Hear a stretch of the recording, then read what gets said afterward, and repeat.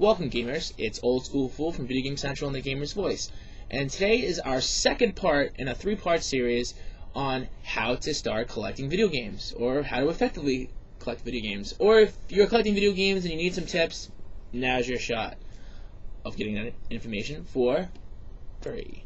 In our last episode of how to collect games, we showed you guys how to effectively grade older games, or any games for that matter, whether it be from the labels to the CDs.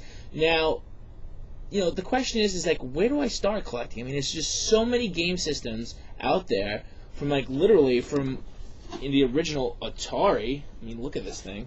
In the original Atari, right down to the newer systems, PS3 and Xbox 360. So the question is, where do we start collecting? Here at Video Game Central, the Gamer's Voice, we suggest you start in the domestic market, something that was made stateside, like an original Nintendo, a Genesis, a Super Nintendo. We suggest that as opposed to, like, say, a Famicom, which is an import, and a Japanese Nintendo, or an original Neo Geo cartridge-based system. As you can see here, it looks like the size of a small novel.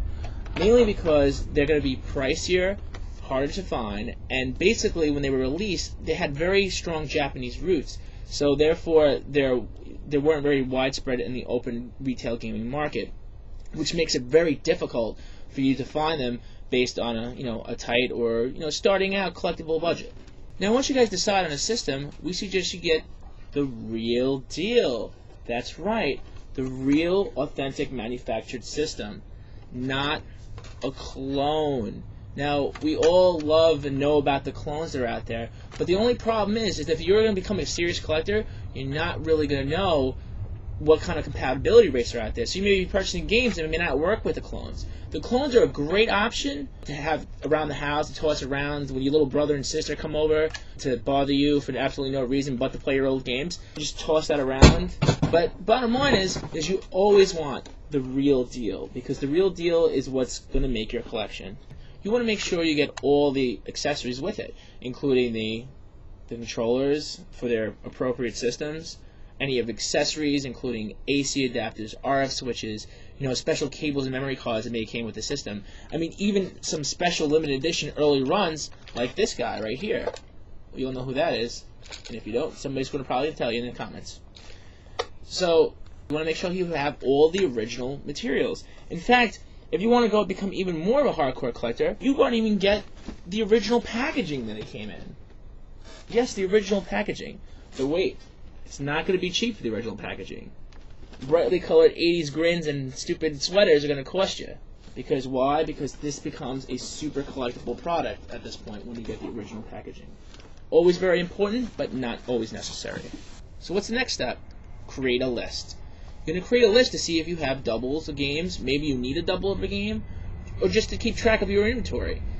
Basically, what's going to happen is you're going to stumble across games, perhaps, that aren't of full collectible value, like we have graded in the earlier video, where you actually see ones that have tattered labels. They don't look very clean. Looks like somebody ate dinner on it.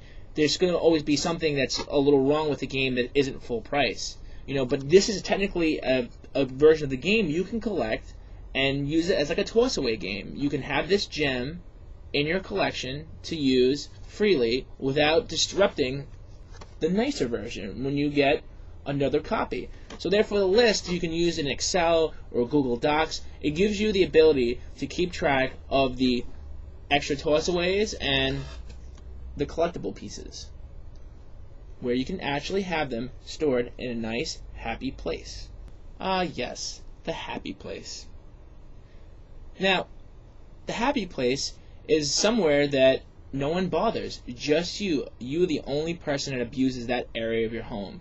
But you want to make sure it doesn't include sheds, basements, underground laboratories, nothing that is going to have any type of moisture or saturation. Because the bottom line is that this is electronics, and electronics are damaged by moisture.